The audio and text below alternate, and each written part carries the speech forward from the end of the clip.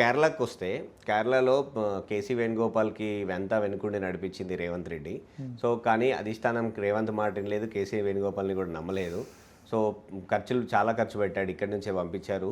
So మొత్తానికి రేవంత్ రెడ్డి అసలు స్వరూపం ఏదో తెలిసింది కాబట్టి ఆయన నమ్మలేదు అనేది బీఆర్ఎస్ వాళ్ళు గట్టిగా, అంటే మన వీడి సతీష్ అని ఎంపిక చేసినప్పటి నుంచి చేస్తున్నటువంటి కామెంట్.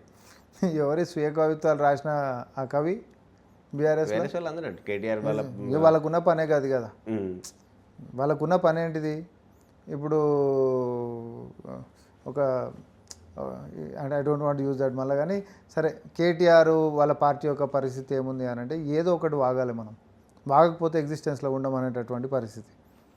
ఇప్పుడు అధిష్టానం యొక్క నిర్ణయం అనేటటువంటిది కేరళ ఎన్నికలలో ప్రచారానికి రేవంత్ రెడ్డి గారిని పంపించినప్పుడు రేవంత్ రెడ్డి గారు అక్కడ ఒక నరేటివ్ బిల్డ్ చేయగలిగిండు.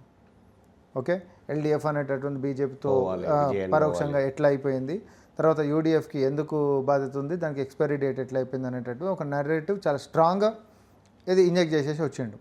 అట్లాంటప్పుడు మనం గెలిచినామాట. ఆ రాష్ట్రంలో గెలుపు కోసము కారణమైనటువంటి దాంట్లో రేవంత్ రెడ్డి గారిది ప్రధానమైనటువంటి పాత్ర. ఇప్పుడు బీఆర్ఎస్ పార్టీ కనిపెట్టింది ఏంటిది అని అంటే, వేరే ఆయనని ముఖ్యమంత్రిని చేసిర్రు, కేసీ వేణుగోపాల్కి మద్దతు చేసిర్రు అనంటే రేవంత్ రెడ్డి గారు కేరళ కాంగ్రెస్ పార్టీకి మద్దతు చేసి వచ్చిండు. పలానా వ్యక్తిని ముఖ్యమంత్రిని చేయండి, పలానా వ్యక్తి ముఖ్యమంత్రి ఫేస్ అని నేను చేసి వచ్చిండా. మరి ఈ బాపత్లో కలబడ్డదా? కలబడి రాసుకుండ్రా? ఎంత అర్ధరహితంగా పిచ్చిగా నేను చెప్తున్నా, ఫ్లెక్సీ స్టిక్కర్ల బ్యాచ్ కాదు వీళ్ళంతా.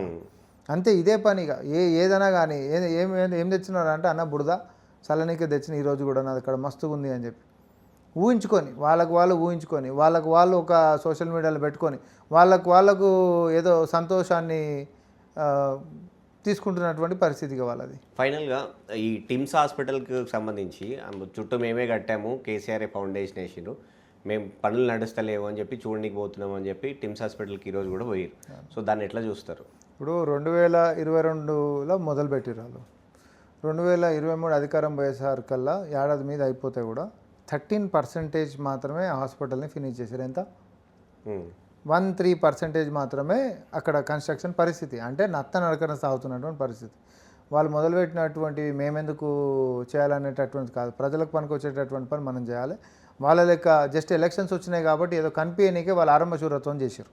కానీ లేదు, ప్రజలకు పనికి రావాలి ఇది అని చెప్పేసి మన ప్రభుత్వం వచ్చిన తర్వాత గట్టిగా 2 సంవత్సరాల 3 నెలలు అయింది.